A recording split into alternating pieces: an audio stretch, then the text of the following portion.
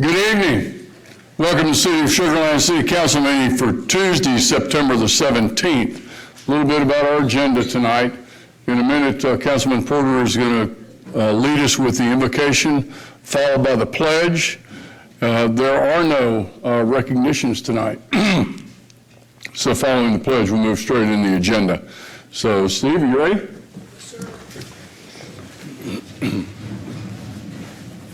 You are invited to join me in prayer. Almighty God, maker of all things, judge of all people, you are good, and your love for us endures forever. You have made the heavens and the earth by your great power and outstretched arm. Nothing is too hard for you. So we pause now to acknowledge that you, all hearts are open, all desires known, and from you no secrets are hidden. And from you alone comes all counsel, wisdom, and understanding, so that we, your all too human, infallible servants, here gathered in your name to do the work of governing fairly and justly, do most humbly ask that you send down your heavenly wisdom to direct and guide us in all our work here on behalf of the citizens of our fair city. And grant that we, having reverence for you and the awareness of the sure judgment to come, will lay aside all private interests, prejudices, and partial affections, and further grant that the conduct, discourse, and deliberations of those here present may be to the glory of your most blessed name. Amen. Amen. Now please join me in the pledge. I pledge allegiance to the flag of the United States of America and to the republic for which it stands, one nation under God, indivisible, with liberty and justice for all. Please feel free to be seated. Before we move to item number one, I notice we've got a scout in the audience. If you could stand up and tell us what troop your name, what troop you're from, and the badge you're working on. My name is Joshua Coe. I'm from Troop 731. I'm working on citizenship and community. Thank you, Joshua. Anyone else out there? I don't see any. Item number one, public comment. This is for any of the agenda items without a public hearing. We have no public hearings tonight. So if anyone from the public would like to speak on one of the agenda items, I'd encourage them to come down to the podium. You'll have 3 minutes if you give us your name and your address, please. First call. Second call for anybody wanting to speak on one of the items on the agenda. Seeing none, we're going to move on to item number 3, review the consent agenda. Item number 3, the consent agenda. These items will all be taken as one motion unless a council member wants to pull an item, at which time we'll take all the other items as one motion, and then we'll return for comments from the council members on that particular item. Motion approved, Mayor. Got a motion by Councilmember Gandhi. Do I have a second? I got a second by Councilmember McCutcheon. Your vote at this time, please.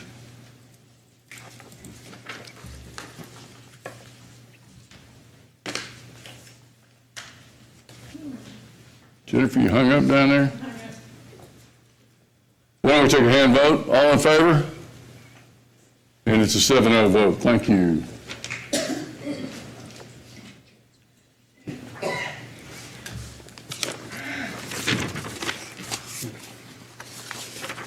Item number 4, budget. 4A.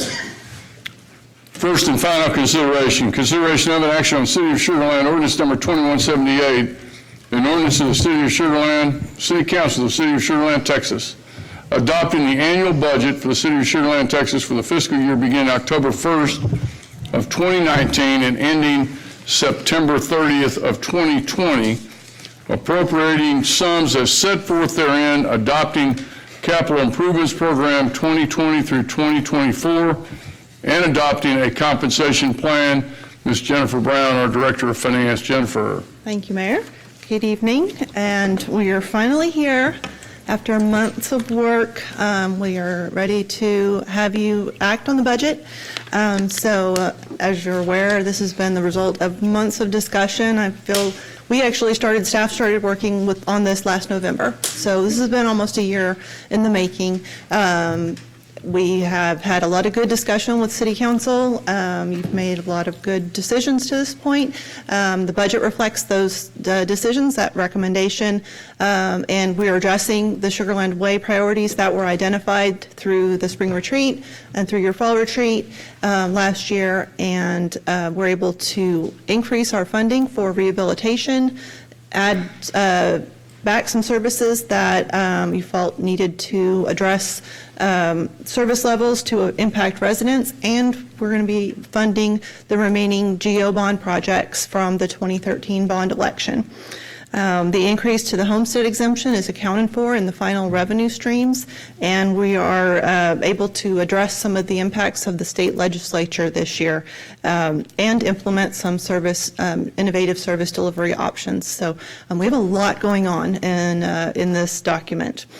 We started with the budget being filed by the city manager, or the assistant city manager, and I back in July, and we've had a series of budget workshops, public hearings on the budget and on the tax rate and the PID assessment.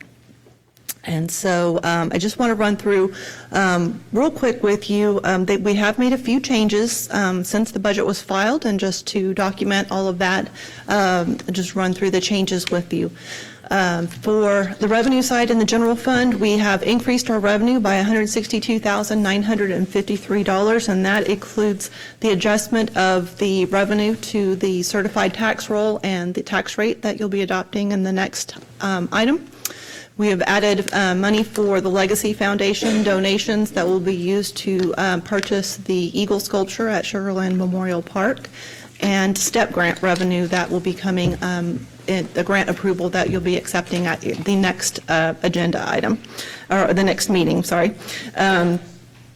Those are funds that we regularly receive, the STEP grants, and you'll see an increase on the expenditure side for both the donations and the grants. And so there is the overtime related to the grants and the purchase of the sculpture, so we've increased both revenue and expenses on both of those items, so it's essentially a wash to the impact to the budget. You also see here there was an increase to the in-city mud rebate as a result of the certified tax roll, so we've added $39,674 in funds here. And we have also added $150,000 increase in funding for public safety fitness test validation to supplement funding in the fiscal year 19 budget, so that we can validate both fire and police fitness testing all at once. And so with that, the net impact to expenditures is $295,633. And when you take that against the revenue, it is actually a net impact of $131,680 less than we had originally. The fund balance is $131,000 less, and that's the drawdown for the public safety fitness test validation. In the debt service fund, we have the same impact, but it's different numbers with the allocation of the tax roll for the property tax revenue at the certified roll and recommended tax rate, and the impact of the mud rebates. It's a net impact of $6,000 to the debt service fund. In the airport, as we've discussed during the budget workshops, we have removed the $540,000 that we were anticipating being reimbursed from TxDOT for the land acquisition. This is what we were originally budgeting for fiscal year 20. We've already taken care of the funds that were built into the fiscal year 19 budget. And then we have built in the debt service payment for the hangar replacement, where we'll be constructing the hangar at the airport for $1.8 million. We originally were anticipating delaying that bond issue till next year, and so we've gone ahead and built in that debt issuance. So that's a $655,000 impact to the airport fund balance. On the capital projects funds, there is a $10,000 grant that you accepted at the last meeting on September 1st, and so we have added the revenue and expenditure associated with those that public art project into the fiscal year 20 capital projects budget, and those are reflected in the final budget. And then the Sugar Land Development Corporation, there was a $26,326 increase in the final budget amount compared to what was originally filed. That is the reimbursement for South Stadium Drive. Once we did the final reconciliation with the Imperial Redevelopment District, that changed up the amount that was owed by between the Sugar Land Development Corporation and the district. So that reconciles that. The final 5-year CIP totals $263.8 million. Just a reminder, the 5-year CIP is required by city charter, but we only appropriate year 1 in the budget. So the 5-year CIP also includes the $90.76 million in projects that you have included in the November bond election. But we are not including those in the actual budget. So while you're approving it in the CIP, we're not budgeting for those projects yet. That will be handled in next year's budget process after we have the election and have the results from that. So the actual amount in the fiscal year 20 budget is $40.52 million for capital projects. The final budget totals $272,568,475, and you can see the breakdown of the funds, so I won't read that slide to you, but that's what the sum of all those changes, this is what it ended up looking like. So there are 3 exhibits to this ordinance. Exhibit A is the income statements, which are the final fiscal year 20 budget, the 5-year CIP, and the compensation plans for the final compensation plans for fiscal year 20. And with that, I would be happy to answer any questions. Jennifer, I'm going to make a motion that we approve the budget as presented. Got a second by Jacobson. Any questions of staff? Your vote at this time, please.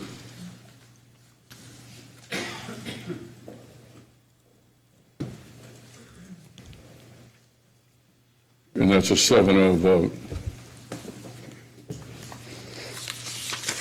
Item number 4B, first and final consideration. Consideration of an action on City of Sugar Land Ordinance number 2177, an ordinance of the City of Sugar Land, Texas, levying a property tax rate for the year 2019 and directing the tax assessor collector to assess, account for, and distribute the property taxes as herein levied. Ms. Jennifer Brown. Thank you. Jennifer.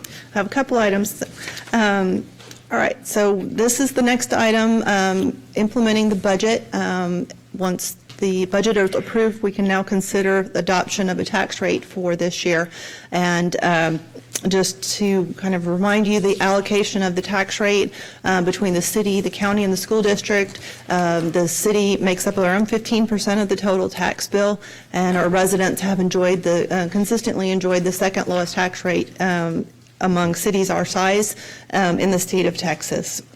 The increase to the homestead exemption helps offset the tax rate that's needed to support the 2013 bond projects and will be reflected in the average tax bill impact that I'll show you in just a moment. That was a decision that was made after the discussion at the spring retreat and a follow-up June workshop. You voted in June to raise the homestead exemption to 12%, and we had a record vote on the tax rate August 8th, and so we then published our notices, held 2 public hearings on August 27th and September 3rd, and had no feedback at either public hearing or through our online public comment process.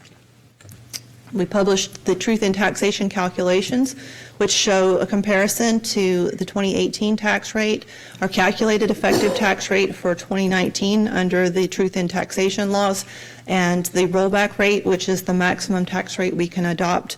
It allows for up to an 8% overall maintenance and operations increase.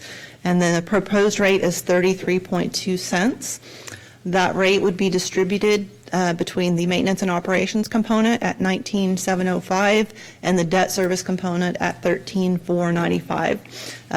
And because this rate exceeds the effective tax rate calculation, there's some certain language that is required, and I've given the mayor the language for that motion. The rate is actually adopted in two parts, but it's not part of the motion. So the impact to the average residential tax bill, while we are raising the rate, we raised the homestead exemption to offset that. So the net impact to our residential tax bills is about $24 a year compared to last year's tax bill, and that works out to around 2.2%. And so the ordinance this evening is to approve a tax rate of 33.2 cents, and this is the language that is required by state law. However, this language does not reflect that impact to the average residential tax bill or the offset to the homestead exemption that you approved earlier this year. So with that, I defer to you, Mayor. I'm going to make a motion. I move that the property tax be increased by the adoption of a tax rate of 0.33200, which is effectively a 3.99% increase in the tax rate. That's the motion. Do I have a second? I've got a second by Councilmember Gandhi. A little bit about, we went through not only last year at our fall retreat, but there was a recognition by this council that we had made a commitment in 2013 on the park bonds. We knowingly did not increase the tax rate last year to cover those park bonds because we knew that there were other entities that, due to Hurricane Harvey and other events, they needed to increase their tax rate. However, that being said, we didn't do it last year. We felt very strongly about returning back to our governing guidelines, which we call the Sugar Land Way. And not only our budget, but our capital improvement plan returns us to that direction and that commitment to the city council. So we now have a budget, we have a CIP, and we've now made a motion on adopting the budget. And this is now the final step, which is the tax rate to fund that budget. That includes, as Jennifer said, .19705 for the general fund and .3495 for the debt service fund. And that's consistent with increasing the homestead exemption to 12% from 10. We got a motion, we got a second. Do we have any questions? Go ahead and vote at this time, please.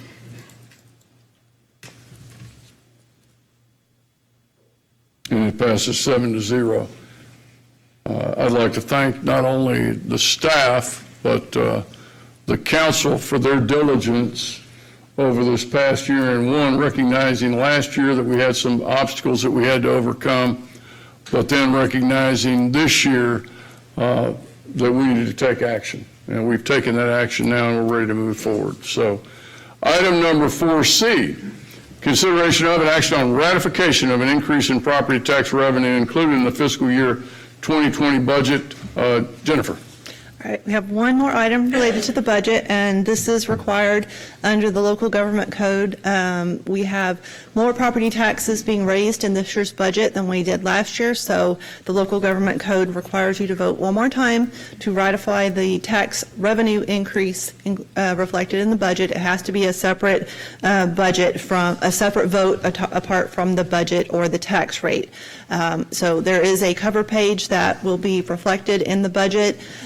That budget cover page will reflect a different percentage point increase, and just to clarify that is based on total revenue and not the percentage increase in the effective tax rate. So it's a little confusing, but that is going to be required that we put that on our final budget document. So I wanted to clarify what that percentage increase is referencing, and it's strictly year-over-year revenue, and it's not excluding any new property value.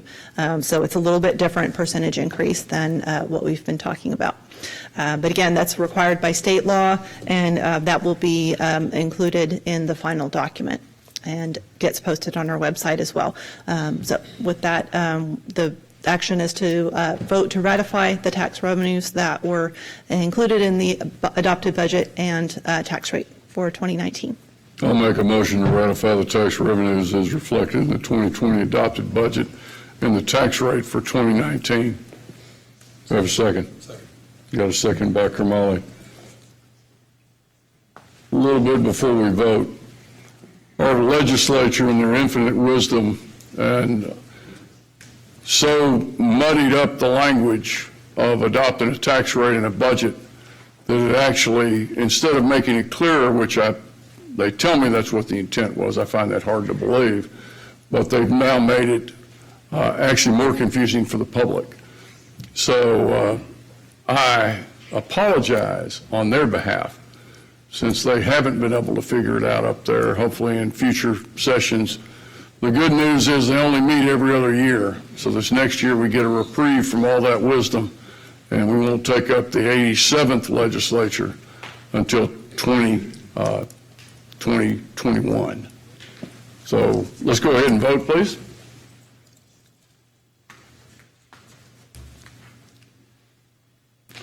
And it passes 7-0. Item number 5, contracts and agreements. 5A, consideration of an action on authorizing the execution of a contract with Tyler Technologies, Inc. in the amount of $2,867,103 for an enterprise resource planning system. We have with us Rena Varghese, our Performance and Accountability Director, and Vernon Hunt, our Director of Information Technology. Rena. Good evening, Mayor and City Council. Vernon and I are here to present the Enterprise Resource Planning contract because we are co-leads on this project. I will review the background and the ERP for the City of Sugar Land. Vernon will go over the request for proposals criteria, vendor selection criteria and process, the ERP project timeline, and the costs, as well as the recommendation.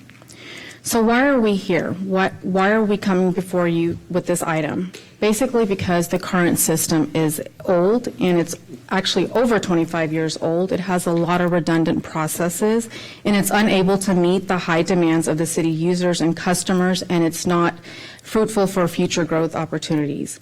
The current system does not enhance productivity as well. In 2015, a 5-year IT strategic plan was conducted, and they also recommended that the system needed to be replaced, and it was a priority as well, due to the limitations and the redundant processes. City Council also approved a contract with Barry Dunn, our project management consultant, on March 5th of this year, and we also hired a city project manager in July of 2019. Staff came before City Council, the Finance Audit Committee on August 15th, and we also provided quarterly strategic project updates on the project to the City Council through the City Manager's office. So what does the ERP mean for the City of Sugar Land? This system is the backbone of the city's main functional business requirements. It is basically the informational brain for the organization, and it integrates our main systems such as finance, HR, enterprise asset management, and community development. It provides real-time reporting tools. It enhances collaboration, data sharing, and decision-making. It also helps automate and streamline business processes and enables access to reliable data. There was a lot of work over the last year in terms of staff collaboration and pre-work. The project is termed Project Accelerate to help accelerate for the future. The teams within the last year have worked on identifying existing data in our systems, all the interfaces, the reporting requirements, as well as mapping business requirements for several of our current processes. We've also looked at what the training requirements are for establishing the new ERP system. We've also established a steering committee made up of department directors for project guidance, and within that steering committee we have a vendor selection subcommittee made up of department directors as well. At this time, I would like to recognize the city's project manager, Dwayne Duncan, if I can get him to please stand. Also, we have our Barry Dunn project manager consultants here, Michelle Dotson and Ben Roper. Also, and I'd also like to recognize our steering committee as well, and if I can please ask them to stand, that those that are here.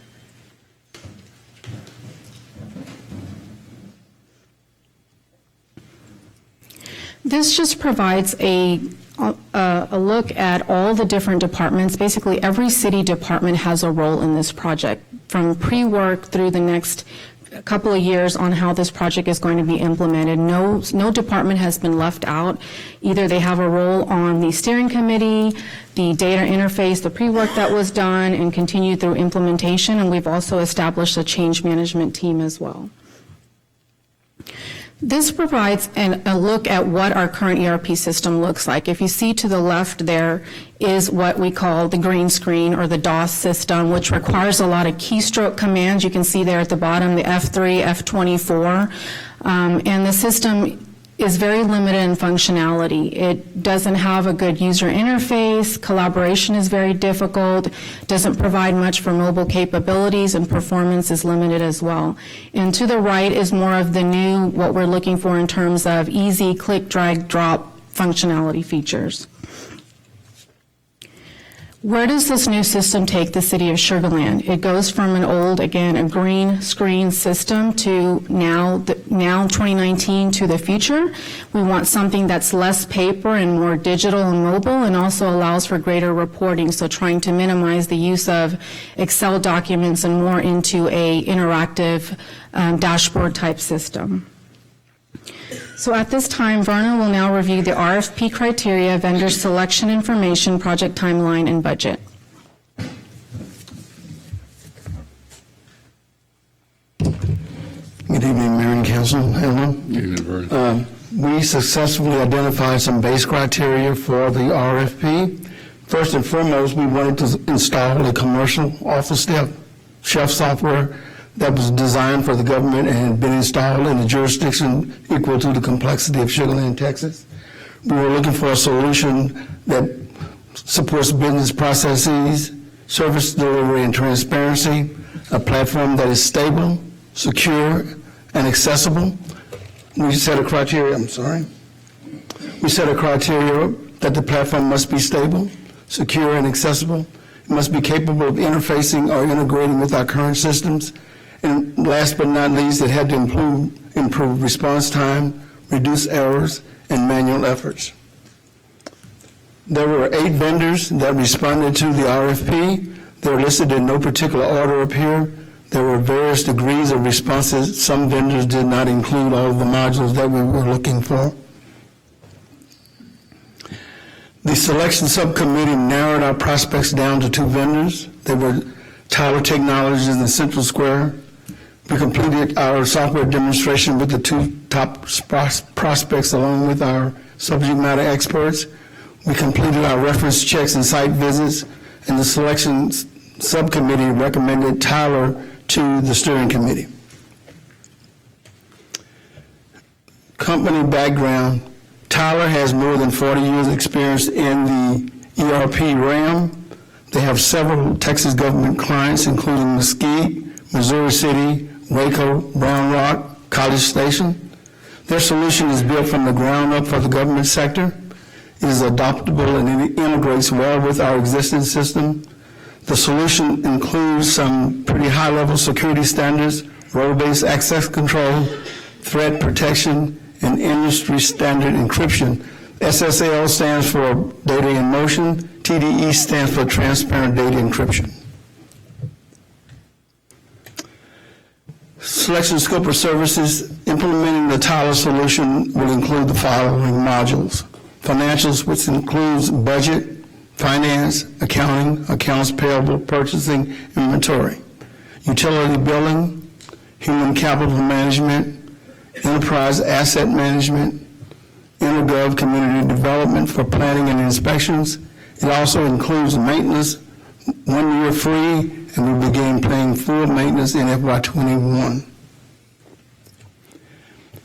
The phase schedule that we're going to use to install this project is listed before you right now. Phase 1, the financials, will begin in October of 2019 and end in October of 2020. Phase 2, which is the utility billing, will begin in January of 2020 and end in January of 2021. Phase 3, EAM, which is Enterprise Asset Management, will begin in June of 2020 and end in April of 2021. Phase 4, Human Capital Management, which is HR, payroll, time, and attendance will begin in July of 2020 and end in July of 2021. Phase 5, which is the intergov process, will begin in September of 2020 and end in September of 2021. We realize that this is an aggressive schedule, but we do believe solidly that we can complete this project on time. Total budget. The budget for this project is captured on the CIP MU 1906 for a total amount of $3,585,000. And the Tyler contract that's before you tonight is for $2,867,103. Other project costs include the Barry Dunn consulting contract for $365,100, hardware support for $260,605, and we expect to bring that contract before council on October 1st. The ERP Steering Committee recommends approving the contract for the Tower Technologies, Inc. for the enterprise replacement software in the amount of $2,867,103.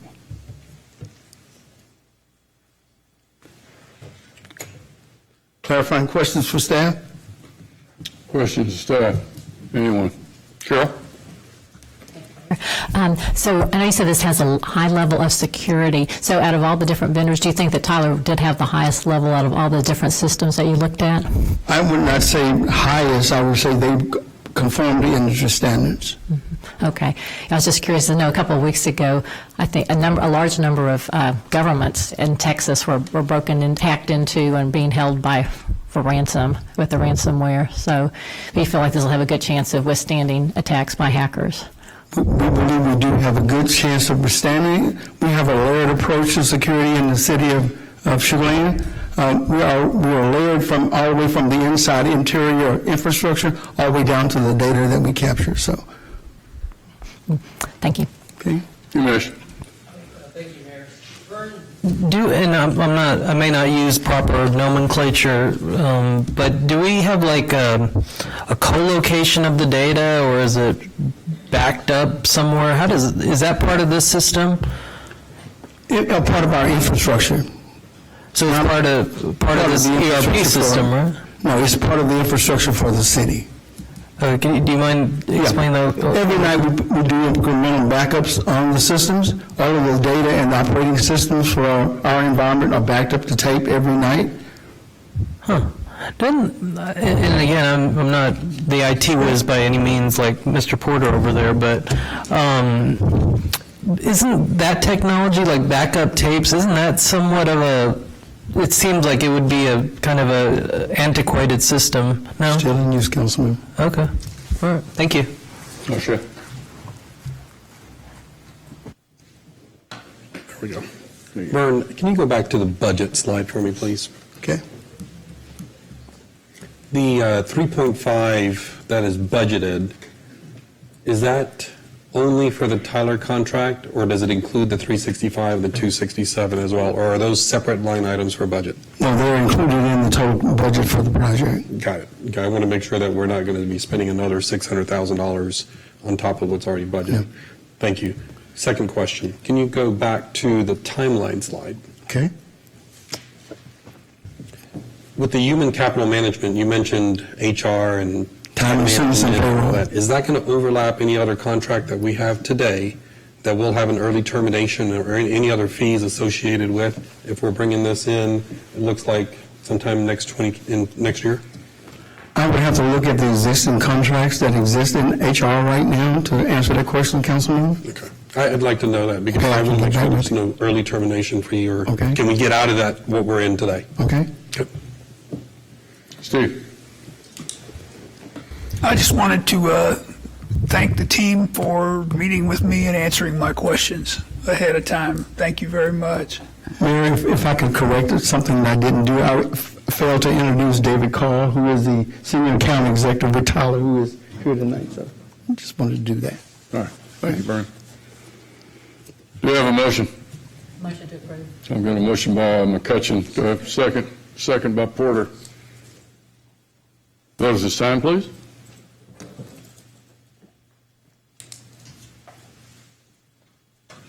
And it passes 7-0. Thank you.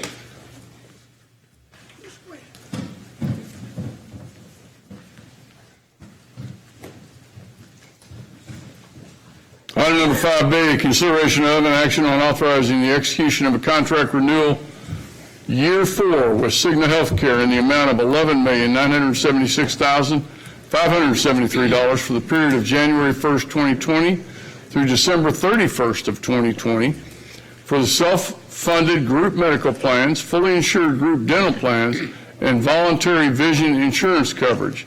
In contract renewal year 2 with Dearborn National in the amount of $135,171 for the period of January 1st, 2020 through December 31st, 2020 for life and disability insurance benefits.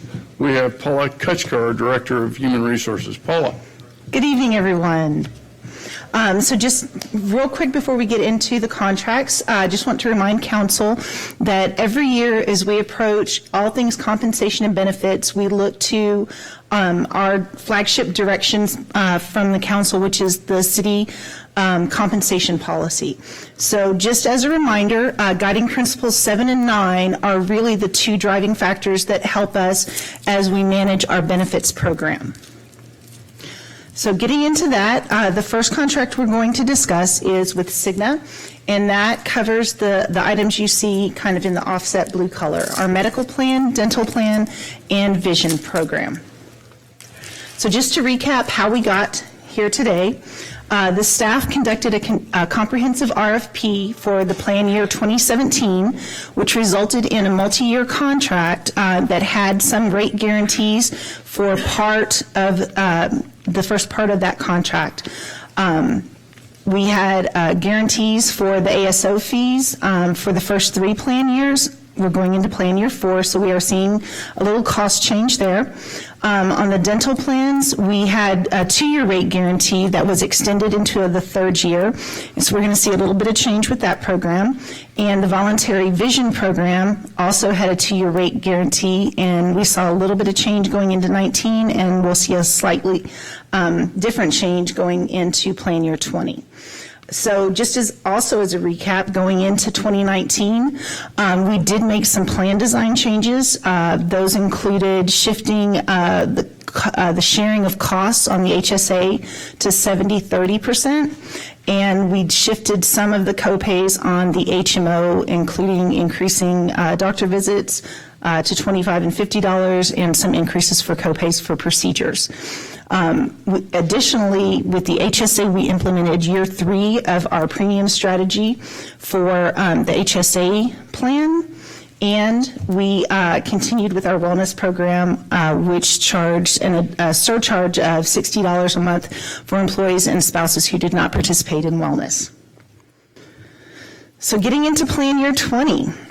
The recommendation that we're bringing forward is to remain self-funded for our medical claims. This is year 4 of a 5-year contract with Cigna for their third-party administration services, which includes managing all of our claims, providing networks, and handling all that adjudication of the claims for us. The FY20 budget does include a 7% increase to the benefits fund. Some of this picks up those rate guarantees that are now expired because there is a little bit of a cost change there, but it also accounts for rising claims costs, which is the bulk of our expense. On the HSA plan, we are not making any plan design changes other than last year, one of the plan changes that we made was to enter into the local access network. We had some members that experienced a lot of difficulty finding doctors because the networks were a little bit different. And the outcry that we heard from our plan participants is they would like to return to the open access network that we had prior to 2019. So we have worked with the consultant to make that change and go back to the open access network. On the HMO plan, we are not recommending any plan changes on the medical side other than on prescriptions, implementing a deductible of $100 for the individual, $200 for the family for non-maintenance medications. And then after that, after the deductibles are met, their normal copays would apply. On the dental plan, we're making no plan design changes. The DHMO premiums will remain the same, so those plan participants won't see any change. On the DPPO, we are receiving a 10% increase to the premiums. These are fully insured plans, and it just has to do with the utilization and expense of the plan. And on the voluntary vision plan, we are seeing a 4.5% increase to those vision premiums. And this is what we call an optional benefit, so it's a pass-through. The city manages the administration and billing piece, but pays no part of that premium.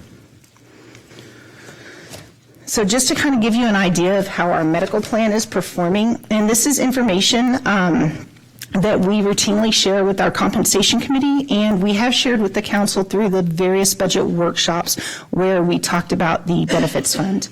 But just so you can see, our plan utilization since becoming self-funded in 2012 has been upticking. Some of this is due to just inflation and trend in the rising costs of medical care, but also it's just as we get older, sometimes our medical claims creep up a little bit.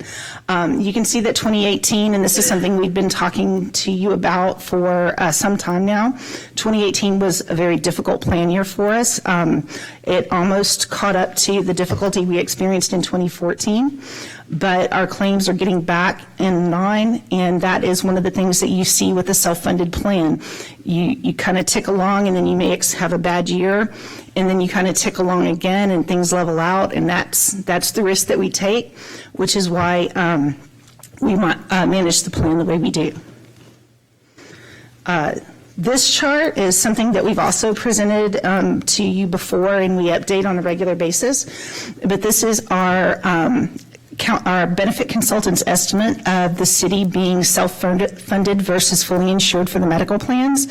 So please understand that these numbers in black truly are estimates. The consultant is telling us, had we gone out and purchased a fully insured product, we would have had to have spent a certain dollar amount. We ended up spending a lesser amount, so in theory, we saved $915,000 the first year, a little over $900,000 the next year. The only number that's not like that is 2018, and again, that was a difficult plan year for us. We would have been better off that 1 year out of these 8 years that I'm showing you to be fully insured. But that 1 year does get negated by the other 7 that were very positive plan years of savings. So that number in red there was an actual expense. We did experience a little over $402,000 in claims last year. So that is it on the medical plan. I'm going to medical, dental, and vision. So now I'm going to transition very quickly to the life and disability products.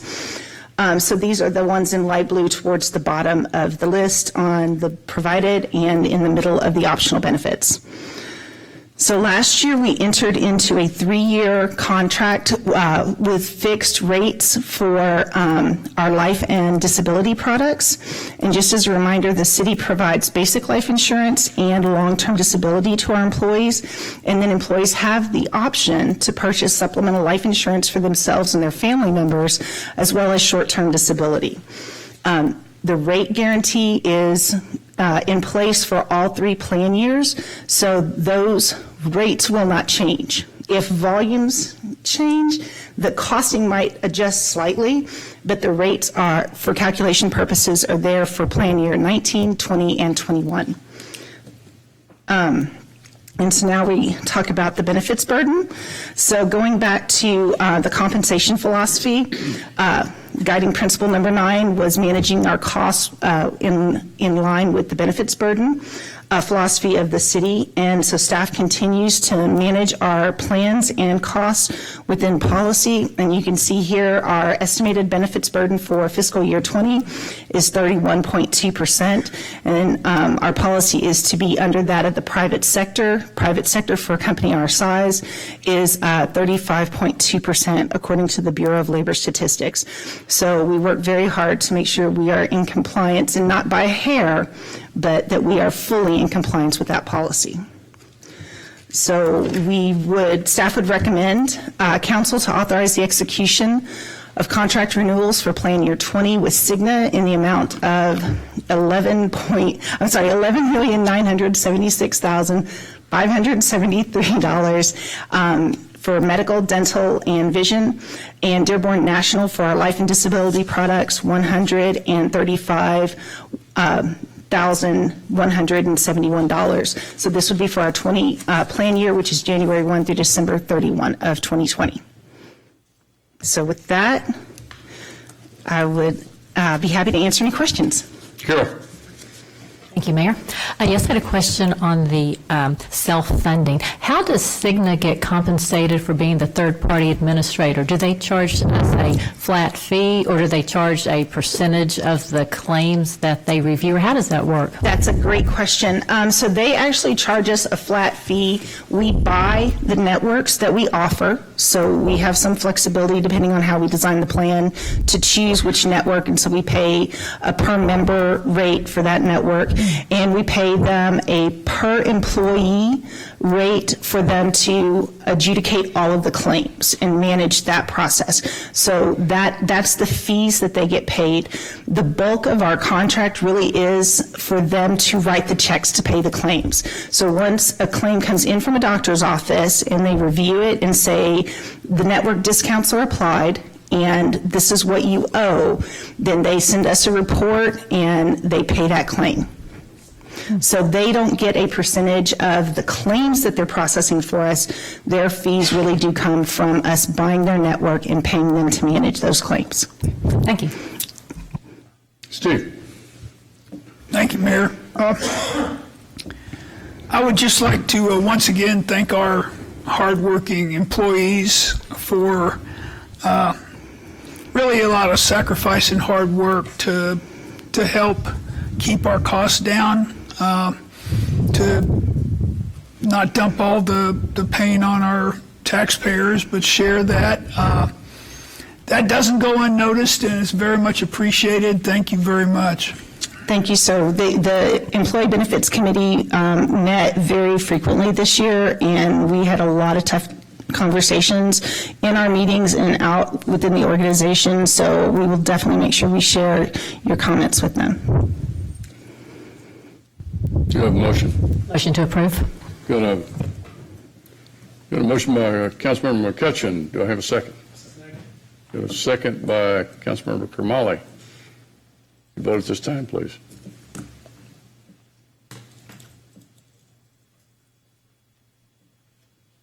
And it's a 7-0 vote. And at this time, I'm going to turn over control of the meeting to our Mayor Pro Tem, Carol McCutcheon. Carol? Thank you, Mayor. Item number 6A, first consideration of an action on City of Sugar Land Ordinance number 2172, an ordinance of the City Council of the City of Sugar Land, Texas, granting a one-time variance from Chapter 5, Article 13, Section 5-506 of the City of Sugar Land Code of Ordinances to allow for a one-time exemption from the prohibition of fireworks at Constellation Field after 10:30 p.m. and for a one-time exemption from the use of amplification devices after 10 o'clock p.m. on December 31st, 2019 until 12:15 a.m. on January 1st, 2020 for a non-baseball game special event at Constellation Field. And we have Teresa Preza, our Assistant Director of Economic Development. Good evening, Mayor Pro Tem and Council, guests. As you may recall from the September 3rd workshop, staff shared with you that the Sugar Land Skeeters are requesting to extend the Holiday Lights programming by playing music from within the stadium from 10 p.m. to midnight and host a fireworks show from midnight to 12:10 a.m. on New Year's Eve, which is Tuesday, December 31st. City Council approval would be needed to grant a variance from the special event ordinance, which currently prohibits the fireworks extending past 10:30 p.m. any day of the week, and the utilization of amplified devices past 10 p.m. on a Tuesday, which is when New Year's Eve falls on this year. Therefore, for Council's consideration and approval is ordinance number 2172, which would allow for the one-time exemption from the prohibition of fireworks at Constellation Field after 10:30 p.m. to put on the fireworks show from approximately midnight to 12:10 on January 1st, 2020, and then a one-time exemption from the prohibition against sound amplification devices at a special event at Constellation Field after 10 p.m. Just as a reminder, this would allow them to continue to play music. This would not allow them to go louder than what's currently limited within the special event ordinance. Therefore, staff recommends City Council approval of first reading of ordinance number 2172, granting a variance to allow for the Sugar Land Skeeters to use amplified devices past 10 p.m. and allow for a fireworks show at midnight during this New Year's Eve. Our next step would be to host a second reading on October 1st, pending tonight's decision by council. And then with that, if there are any clarifying questions for staff. Okay. This was reviewed with EDC. Does anyone on EDC have any comments to make? No? Any? Okay, Mr. Porter? Yes, this was discussed with the EDC committee, and we were in support. This is a one-time thing for a year. I think we can accommodate it. Okay. Thank you, council member. Any clarifying questions for staff? Motion approved. Okay. Second. Oh, okay. Who's that? Motion by Councilmember Gandhi, and was Kamali, were you first? Okay, the second by Councilmember Kamali. Let's vote at this time.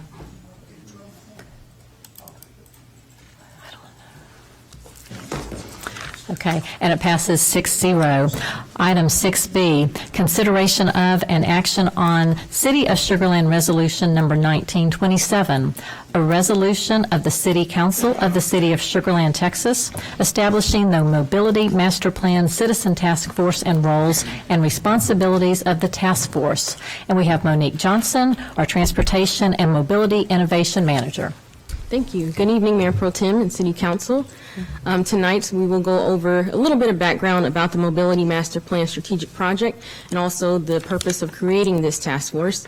Then I'll talk a little bit about the Citizen Task Force membership, including some of the feedback that we heard from you at the August 27th workshop. We'll also talk about the roles and responsibilities of the task force, and then we'll dive into the next steps and eventually get to the resolution for your consideration and action. So the goal is to achieve superior mobility. This is outlined in our comprehensive plan. In order to do this, we need to shift our focus on moving people instead of vehicles. One of the things we need to do to make Sugar Land a more attractive location as far as mobility is to provide residents and visitors and tourists with multiple transportation options to choose from. We're going to do that by developing a new mobility plan that will address all modes of transportation and provide citywide strategic guidance for mobility. And we'll also create a separate planning process that will address neighborhood level and corridor specific mobility issues. So we will create a citizen task force to help with developing the Mobility Master Plan project. The purpose of this task force is to make sure we get as much input as possible during the plan's development. The city has a policy and procedure for boards, commissions, and committees, which also applies to task forces. And so within that policy, council is identified as the responsible body for the appointment process. And the policy also states that a resolution must be approved in order to create the task force. So at the August 27th workshop, staff presented a plan for creating the task force for the Mobility Master Plan. Council concurred with using the IG subcommittee for future consideration and action regarding the Citizen Task Force. So this includes recommendations for members, including the chair and vice chair. And council also provided feedback on the members of the Citizen Task Force, which I'll dive into next.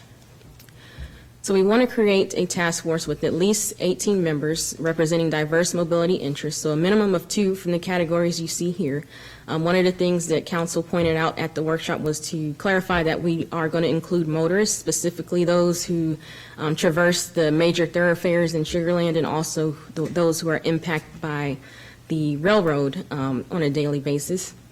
Council also requested that we reach out to businesses that operate within the Sugar Land Regional Airport to be included on the task force as well.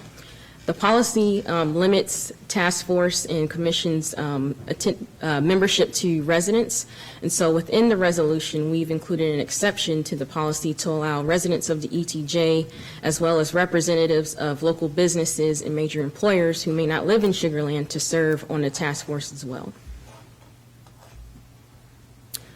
So the Citizens Task Force will be responsible for participating in community dialogue and education regarding general transportation and mobility issues. They will serve as community advocates throughout the Mobility Master Plan project while it's ongoing. They'll also provide input during the plan's development, including any policy recommendations that may come out of the plan. And then finally, once the plan is ready for council's consideration, they'll make a recommendation to council for the adoption of the plan. So next steps, tonight we have the resolution before you, and if that is approved, we'll initiate the Citizens Task Force recruitment. In October, we will have 2 information sessions for the applicants to learn more about the project as well as their responsibilities on the task force.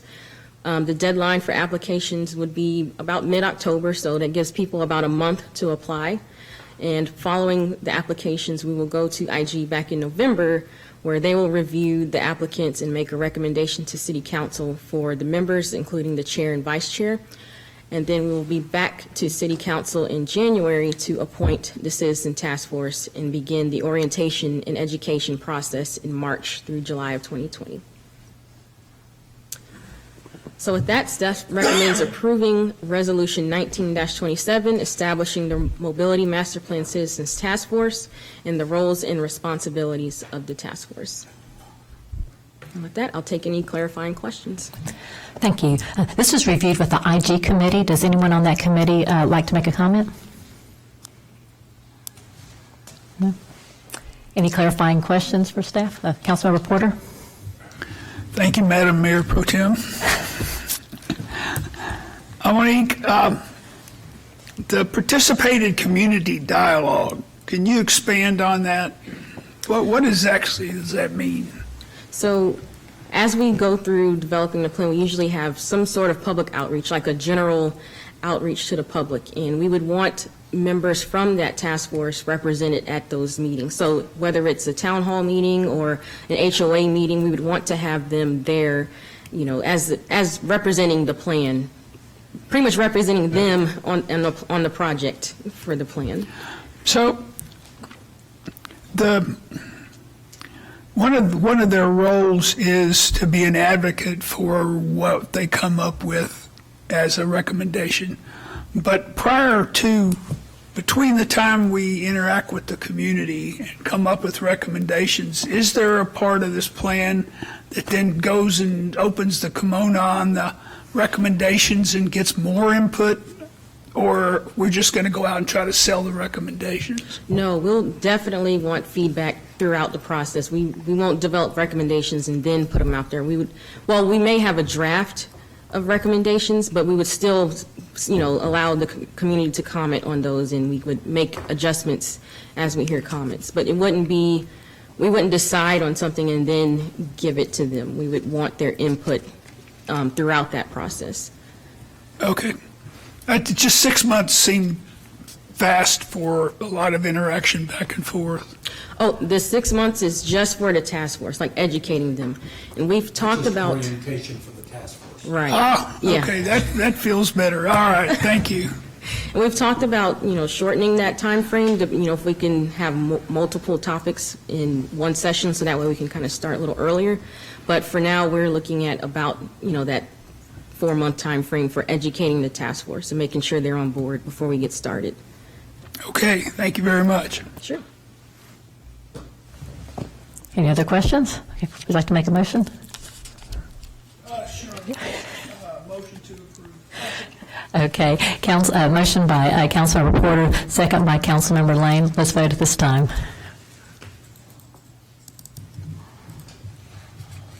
Okay, oops. Okay, there we go. And it passes 6-0. Thank you. Item number 7A, General Land Plan, consideration of and action on a recommendation of proposed Lake Point Town Center General Land Plan, minor amendment number 2. And we have Lauren Fair, our principal planner. Yes, ma'am. Thank you. So I will just take a minute and overview the general land plan process because it's been a little while since we've talked about one. The general land plan in itself is designed to guide the overall development of a subdivision area. So that could include the overall layout of the subdivision, proposed street patterns, land uses and where those would be located, any phasing, important characteristics of the area, as well as its relationship to some of the surrounding neighborhoods, whether it be a subdivision or surrounding properties. And then overall, how that conforms with our city guiding documents, the development code, our design standards, as well as the comprehensive plan, which would include our land use plan. So then gives staff the ability to review and make comments and then bring it before the Planning and Zoning Commission for their review and recommendation to City Council, who will ultimately this evening make the decision on whether to approve. So this evening, we are talking about the Lake Point Town Center General Land Plan. This is approximately 177 acres, consists of good variety of uses, retail, medical office, hotel, restaurants, and then a residential component as well. So the original land plan was approved in 2004. A minor amendment was brought forward in 2011, which I'll get into in the next slide. And then this evening would be the second amendment that's been proposed for the general land plan. So as mentioned, the original land plan was approved in 2004. The amendment in 2011 actually is changed the same 0.79 acre area that we're focusing on this evening from the original 2004 designation as a residential to office. At the time, the developers had really seen a demand for some professional medical office buildings and felt that at that time, in 2011, that's where they wanted to go with the property. Property has since not developed, and they've now indicated a desire to develop a live-work townhome product fairly similar to those that exist along the southern portion of Lake Point Parkway, closer to 59 and the entrance into the residential area. So if approved this evening, that would ultimately reflect how this 0.79 acre area was classified back in the original land plan of 2004. And so if I could just clue you in on the map here, this is the overall general land plan. This is 59 Lake Point Parkway, which would continue north to Creek Bend Drive. This is some of the existing live-work townhomes. The blue is a lot of where you'll find the professional medical office, the St. Luke's Hospital, and then up here more single-family product as well along Creek Bend Drive. So we're focused in here on the 0.79 acre area at the southeast corner of Lake Point Parkway and Creek Bend Drive here. So it's yellow, which is residential in the original 04, was changed in 2011, approved by council to become office, since has not developed as office, and the proposed amendment this evening is to go back to proposed residential product on this southeast corner. So that is the amendment before the council this evening for consideration. Did also want to point out the excerpt from the future land use plan map that was approved August of last year that shows Lake Point Town Center as a regional activity center, which does call for this variety of land uses, the retail, the restaurant, hotel, and then residential also as a component of a regional activity center. And with that, staff would recommend approval of the minor amendment and be happy to take any clarifying questions. Okay, and this recommendation has been approved by P&Z. Yes. Councilmember Gonding? Yeah, and I was going to ask about that. Did P&Z have any major concerns relative to this? No, just kind of questions on what they were thinking, is it the similar live-work townhome product, and we went into that a little bit. That actually will come back before the Planning and Zoning Commission and the City Council in the form of a planned development district. So this evening, the general land plan is really about, does the council believe that residential is appropriate in this area? And then we'll be back before you for the planned development, the final development plan. Okay, so we don't quite have that just yet. Right, we don't have the details yet, right. So the follow-up question, when you say live work, does that mean that you can have a workplace on the top and the bottom, or can Typically, you it's kind the of? first floor. And Pardon? then typically, it's the first floor, and it Okay. has a separate entrance, and then you live, above it. But we haven't gotten into fully design. That will come when we start to work with the applicant on how they're going to design them. But that's how the products on the southern portion of Lake Point Parkway are designed. And so how many townhomes do they anticipate putting there? In the range of 8 to 9. Okay. Right. And we have 20 is what was allocated in the southern area of Lake Point Parkway through those final development plans. Thank you. Any other questions? Do you have a motion? Motion approved. Second. Okay, motion by Councilmember Gandhi, second by Councilmember Kamali. Let's vote at this time. And it's approved 6-0. Thank you, Lauren. Item number 8A, City Council Member Reports. Councilmember Jacobson, let's start with you. Thank you, Madam Mayor Pro Tem. Last Wednesday, Council members Kamali and Lane and I attended a really interesting fundraiser, and I'm going to let Council member Kamali talk about it because it was at his place of business, and it was a wonderful event. Thursday, I attended the Mission of Love Catholic Charities Fund Begala, and it was honoring former Commissioner James Patterson, and that was great. And then I was also that day attended the grand opening of the new U of H Technology Center. On Friday, I attended a Colony Bend Elementary School traffic study meeting, which was very enlightening. And then Monday, last night, I had my very first town hall meeting in District 3, and it was a great experience. We had a lot of great people turn out, a very good turnout, and a lot of good questions. And as I said at the meeting last night, District 3 is the garden spot of Sugar Land, so it went very well. Very good. Okay. Councilmember Kamali. Since Stuart asked me to talk about it, I'll talk about it. Jennifer and Stuart were kind enough to come out to my corporate office, Prime Communications, and judge a Going Gold contest. You may remember a couple of council meetings ago, we had Going on September 3rd. We had the dedication and proclamation of the Forest Foundation, which Childhood Cancer Awareness Month is this month. And so our office decked out in gold. And we had competitions between our HR and IT and other departments, and they all got to, show their talent, and we've got great talent. And these two fine council members came out and judged for us, and it was a tie, and I had to break it via text message later on. But thank you all very much for joining, and it was nice to have city council members come out and give their time. I also attended the U of H Tech Center opening last week. What a beautiful facility. If you ever have time to go check it out. It's in our city. We're blessed to have a facility of such magnitude. Also had the pleasure of joining Councilmember Stewart last night at his District 3 Town Hall. I was very pleased with the turnout that our citizens are showing interest on the GEO bond. And if that's any indication, then I'm sure all of us will have several people there. And I'll be doing mine virtually next week. Right here from City Hall Chambers, and we'll be taking Facebook Live questions. So no one will be in the audience. It'll just be our wonderful staff and myself, and looking forward to doing historical, something new to the city of Sugar Land, and going virtually via Facebook Live. Everyone knows how I love social media, I guess, and they put me up to it. I also attended the opening of a new church, Lighthouse South is what it's called. It's off of Kensington in my district. I was able to be a part of their ribbon cutting ceremony, and also spoke and welcomed them to our community. They've got 10,000 parishioners in a short amount of 10 years since they've been in existence, and they have a large location in Humble, and I welcome them to the sweetest city there is. That's it. Good, thank you. Councilmember Porter. Thank you.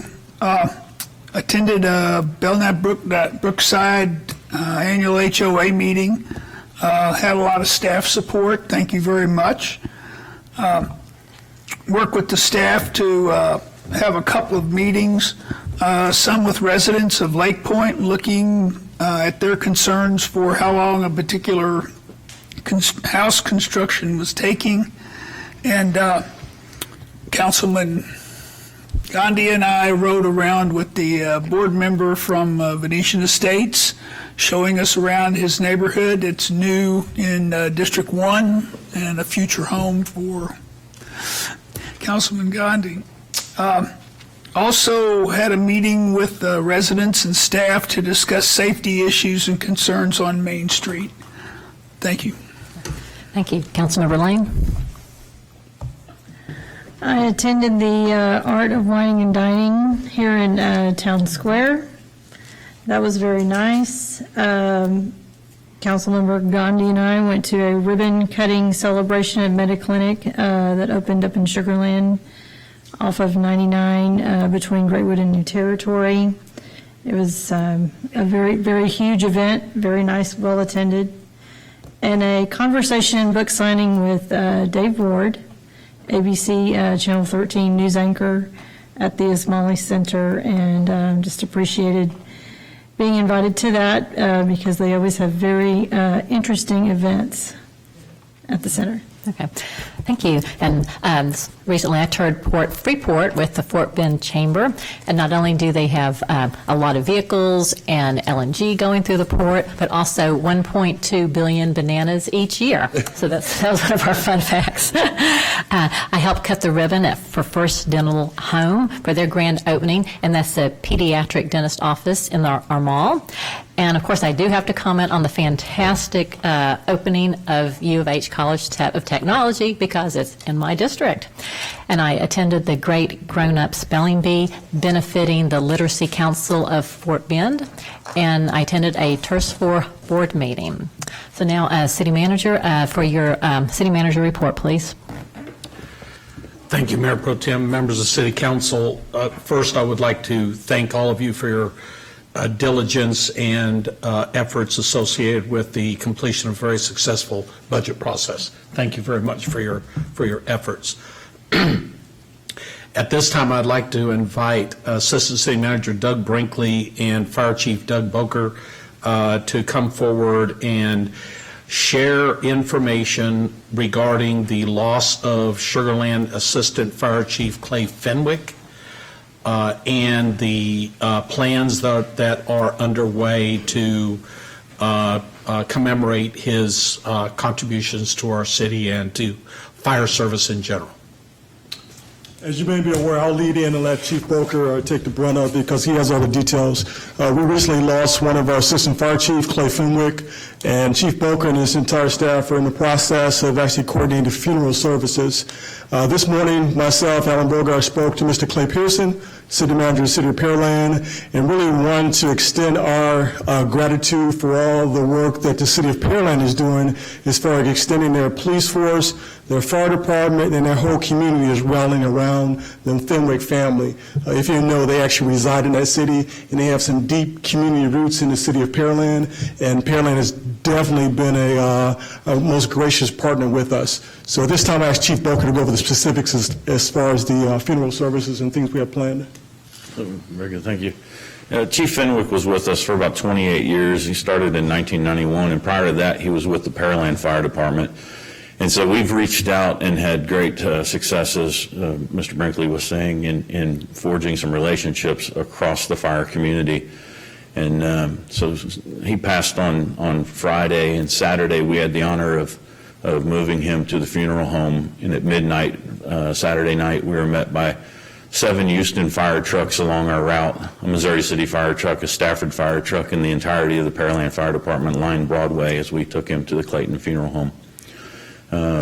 We have a pretty big support staff lined out right now. Chief Crespo's heading, we're treating this as an incident. He's our incident manager, and everything from family support to funeral details to reception to aftercare we're dealing with. It's a big project for us, but we have one chance to get it right, and we're not taking any shortcuts. Chief, this is handled as a in-service because he was determined to have work-related cancer. Correct. And that was a determination made by workers' compensation. So our efforts are as if he were injured or deceased as a result of an on-the-job incident. That's correct. This has been considered a line-of-duty injury. For the last 2 years, workers' comp has dealt with it in that fashion. It's considered a line-of-duty death. It's the first line-of-duty death in the history of Sugar Land Fire Department. So I want to commend Norma Martinez with Risk Management, who's been very, very involved with the family for the duration of the illness, and Shamira with TML as a representative. I did meet with, I've been involved with the family since Friday with some regularity. We have people with them at all times. But just prior to coming to council, I met with Mrs. Fenwick, and she expressed her gratitude to all the above in how this has been handled and the support that the family's getting. We'll have details. We waited to announce it in social forums until we had permission of the family. Those announcements are now out, and tomorrow we'll share details of the funeral arrangements. Very good. Thank you, Chief. Thank you. That's all I have, Mayor. Okay, thank you. Well, thank you, council members. Thank you, Steph. Oh, I'm sorry. I'm sorry. I'm sorry. One thing to add is the funeral was lined up for Saturday, and we anticipate a role for the executive team and city council in that funeral as we've lined that out with the family at this point. Thank you. Thank you. Anything? Motion to adjourn? So moved. Okay, thank you.